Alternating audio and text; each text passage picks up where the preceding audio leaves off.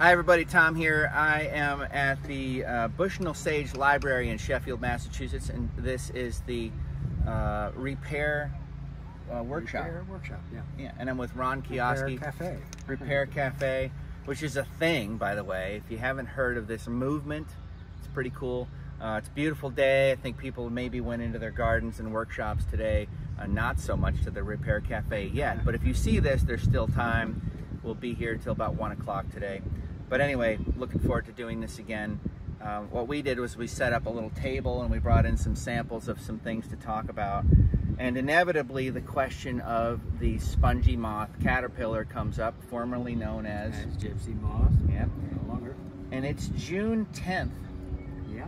And this is our lone participant in the demonstration today. This caterpillar is, first of all, he's not moving too much. It's about 3/8 of an inch long.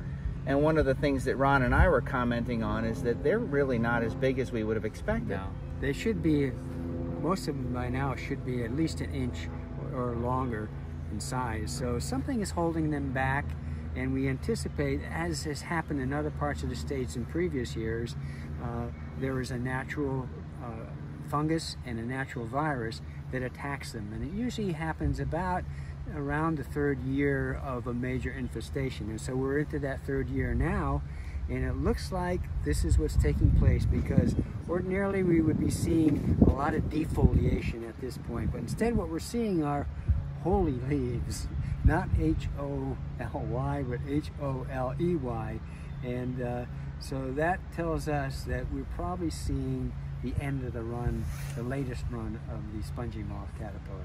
And one of the differences between 21, 22, and you've seen this in my other videos, is that we've had a little bit more rain this spring. Yes. Not enough, mind you. It's very dry, but we had some in late April, we had some in the middle of May, and now a little bit more at the beginning of June. And what that does is that activates this fungus called Entomophaga mimaiga.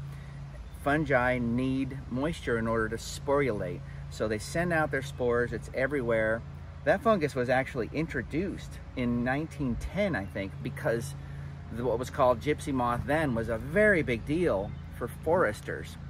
And now it's less of a big deal. We still have these outbreaks, but the last one I remember, Ron, was about 81 or 82. Yes, yeah, late 70s as I recall. Here. Yes. Yeah. Yeah.